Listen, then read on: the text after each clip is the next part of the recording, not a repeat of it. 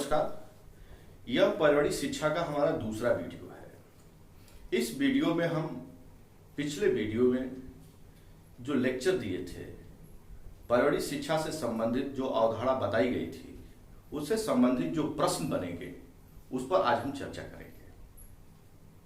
पिछले वीडियो में हम लोग पर्यावरण की परिभाषा, उसकी अवधारणा, पर्यावरणीय शिक्षा क्या है, उसके उद्देश्य क्या है, पर्यावरणीय शिक्षा का महत्व क्या है, इस पर हम लोग विस्तृत चर्चा किए। अब हम उन्हीं चर्चाओं से प्रश्न कैसे निकलेंगे, कैसे पूछे जा सकते हैं और उन प्रश्नों का कैसे हम उत्तर दें, इस पर हम अपनी समझ विकसित करेंगे। कैसे हम समझेंगे और यह भी जानने का प्रयास करेंगे कि प्रश्न बनते कैसे हैं। जैसे कि हम लोगों ने शुरुआत किया था पर्यावरण की परिभाषा से कि पर्यावरण किसे कहते हैं। तो अगर आपसे प्रश्न ये पूछा जाए कि निम्नलिखित में से कौन सा कथन पर्यावरण को परिभाषित करता है, प्रश्न है कि कौन सा कथन पर्यावरण को परिभाषित करता है, और आपके सामने जो प्रश्न उत्तर हो, ए हो जैविक इकाई है, पहला ऑप्शन हो उसमें दिया हो जैविक इकाई, बी अजैविक इकाई,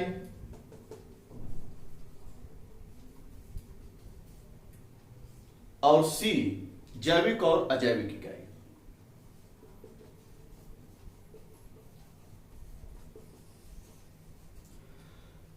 तो अगर आप परिभाषा को ठीक से समझे हैं तो आप ये निर्णय ले सकते हैं कि पर्यावरण को कौन सा कथन इसमें परिभाषित कर रहा है।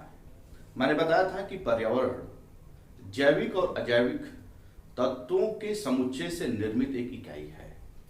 यानी कि पर्यावरण के अंतर्गत हम जैविक और अजैविक दोनों घटकों का अध्ययन करते हैं। तो आपका आंसर क्या सही होगा? जैविक और अजैविक। इसमें ऑप्शन आपका सी सही होगा। उसी तरीके से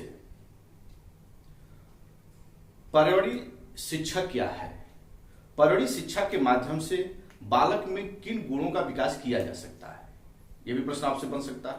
पर्यावरणीय शिक्षा के बारे में एक परिभाषा दी गई थी, तो उसके बारे में कौन कौन से गुण बताए गए थे? सहयोग, प्रतिस्पर्धा, एकता, संवेदना। आपसे प्रश्न ज्यादातर कूट में पूछे जाते हैं। पूछ देगा कि निम्नलिखित में से कौन पर्यावरणीय शिक्षा के अंतर्गत बालक में गुणों का विकास किया जा सकता है? 1, 2, 3, 4 सभी कूट सही है, या सिर्फ 1 और 4 सही है, सिर्फ 2 और 3 सही है, सिर्फ 3 और 4, 5 सही है। तो इस तरह के कूट आपको बनाए जाते हैं। तो अगर आप पर्यावरणीय शिक्षा को अगर समझे हैं, उसकी अवधारणा को समझे हैं, तो आप उसके गुणों पर डिसीजन ले सकते हैं, या निर्णय ले सकते हैं कि कौन सा गुण पर्यावरणीय शिक्षा के अंतर्गत आ सकता है। तो मैंने आपको 4 गुण यही बताए थे। मान लीजिए उसी में एक अलग गुण और दे दे, मातृत्व के गुण का विकास।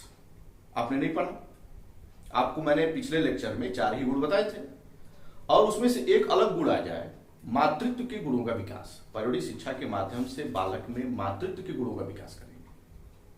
तो क्या यह सही होगा? यह भी सही होगा। अगर उसमें एक ऑप्शन में 5वां ऑप्शन मातृत्व गुणों का विकास दे दे, तभी सही होगा। क्योंकि पर्यावरणीय शिक्षा के माध्यम से बालक में हम जिन संवेदनाओं का विकास करते हैं, वो संवेदनाएं प्रकृति के प्रति जो लगाव उत्पन्न करती है, यही लगाव मातृत्व का गुण होता है। तो अगर पर्यावरणीय शिक्षा के अवधारणा को समझ रहे हैं, उसकी परिभाषा को समझ रहे हैं, तो आप स्वतः ही निर्णय ले सकते हैं कि पर्यावरणीय शिक्षा के अंतर्गत बालक में किन किन गुणों का विकास किया जा सकता है। तो इस तरीके से आपके उपयुक्त सभी ऑप्शन जो है इसके उत्तर सही होंगे। आपसे इसी से क्वेश्चन दूसरे तरीके से पूछ सकता है। आपसे पूछ सकता है कि पर्यावरणीय शिक्षा एक मूल्यपरक शिक्षा है, निम्नलिखित में से कौन सा कथन इस आशय को स्पष्ट करता है? ध्यान से सुनिए। उसी परिभाषा से प्रश्न यह भी बन सकता है कि परवड़ी शिक्षा एक मूलपरक शिक्षा है। निम्नलिखित में से कौन सा कथन इस आशय को स्पष्ट करता है? और आपके सामने कई जो है 4 उत्तर दिए गए और उसमें से कूट से भी प्रश्न पूछे जा सकते हैं उसी के आधार पर। तो पहला है मानवीय गुणों का विकास। पहला ऑप्शन हो सकता है जो उसके आशय को स्पष्ट करेगा कि बालक में मानवीय गुणों का विकास। दूसरा हो सकता है सतत विकास को प्रोत्साहन।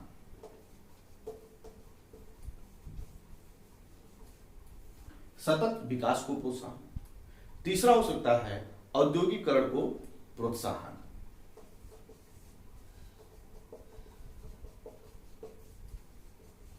औद्योगिकरण। प्रश्न क्या था? प्रश्न यह है कि परवड़ी शिक्षा एक मूलपरक शिक्षा है। निम्नलिखित में से कौन सा कथन इस आशय को स्पष्ट करता है? अगर आप ध्यान से लेक्चर को सुने होंगे तो आप इसका उत्तर दे सकते हैं। तो ये कूट से पूछा जा सकता है, कूट के माध्यम से प्रश्न पूछा जा सकता है और उसमें आपसे पूछा जा सकता है कि पहला और तीसरा सही है, दूसरा और तीसरा सही है, या पहला और दूसरा तीसरा तीनों सही है, या सिर्फ पहला और दूसरा सही है। तो इस समय आप क्या निर्णय लेंगे? मैंने बताया था परवड़ी शिक्षा के माध्यम से कि परवड़ी शिक्षा एक मूलपरक शिक्षा है जो सतत विकास की अवधारणा को प्रोत्साहित करती है। परवड़ी शिक्षा की मूल्य क्या है? बालक के अंदर गुणों का विकास करना, और जिन जिन गुणों की मैं चर्चा किया था वो गुण कौन से हैं? मानवीय गुण हैं, और यही मानवीय गुण बालक को सामाजिकरण की तरफ भी ले जाता है। तो जो मूलपरक शिक्षा है उससे आशय यह भी स्पष्ट हो रहा है कि यह मानवीय गुणों का विकास करती है, और दूसरा सतत विकास को प्रोत्साहन देता है। जब बालक को प्रकृति के प्रति संवेदना जागृत हो जाएगी और प्रकृति को अच्छे ढंग से समझने लगेगा तो सतत विकास की जो अवधारणा है, जो विकास का मुख्य आधार स्तंभ है, उसको समझने लगेगा और फिर उसका पालन करना शुरू कर देगा। तो इस तरीके से कूट में 1 और 2 सही होगा। परवड़ी शिक्षा कभी भी औद्योगिकरण को प्रोत्साहन नहीं देती है, वो एक संतुलित विकास की तरफ ले जाती है जिसमें मानव पर्यावरण संबंधों के रिलेशन पर चर्चा की जाती है। तो इस तरीके से आपके ये प्रश्न जो है सही हो सकते हैं, आप निर्णय लेने में समर्थ हो सकते हैं। अब आपसे उन्हीं लेक्चर में से एक प्रश्न और भी पूछ सकता है कि निम्नलिखित में से कौन सतत विकास को परिभाषित करता है? निम्नलिखित में से कौन सा कथन सतत विकास को, इसको परवड़ी शिक्षा में इसकी काफी चर्चा की गई, इसके बारे में भी प्रश्न आपसे पूछ सकता है कि निम्नलिखित में से कौन सा कथन सतत विकास को परिभाषित करता है? आपके सामने कई ऑप्शन हो सकते हैं फिर कि पर्यावरण संरक्षण और विकास को प्रोत्साहन, सतत विकास, अनवीकरणीय योग्य संसाधनों का विवेकपूर्ण दोहन को प्रोत्साहन, तीव्र औद्योगिकरण को प्रोत्साहन। तो सतत विकास किस पर बात करेगा? सतत विकास 2 चीजों को बात करता है कि पर्यावरण का संरक्षण और विकास दोनों साथ साथ होना चाहिए, और जो अनवीकरणीय योग्य संसाधन है, जो हमारे प्रकृति में संसाधन सीमित मात्रा में व्याप्त हैं, उसका विवेकपूर्ण दोहन किया जाए, ऐसा दोहन किया जाए जो भावी पीढ़ी के लिए उपलब्ध हो सके। तो सतत विकास इन 2 बिंदुओं पर फोकस करता है, तीव्र औद्योगिकरण की बात नहीं करता। तो इस तरीके से वो संतुलित औद्योगिकरण की बात करता है। तो अगर सतत विकास का अवधारणा को आप समझे हैं तो इन प्रश्नों का भी उत्तर आप बड़े सटीक ढंग से दे सकते हैं। ये जो है आपके प्रश्न इस तरह से हुए। अब मान लीजिए उद्देश्य की बात आती है, उद्देश्य पर भी हम लोग चर्चा किए थे। उद्देश्य पर भी आपसे प्रश्न पूछा जा सकता है कि निम्नलिखित में से कौन परवड़ी शिक्षा के उद्देश्य के अंतर्गत आएगा?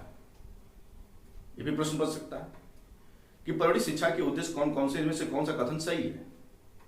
मैंने परवड़ी शिक्षा के आपके 4 उद्देश्य बताए थे। ज्ञानात्मक पक्ष का विकास, भावनात्मक पक्ष का विकास, और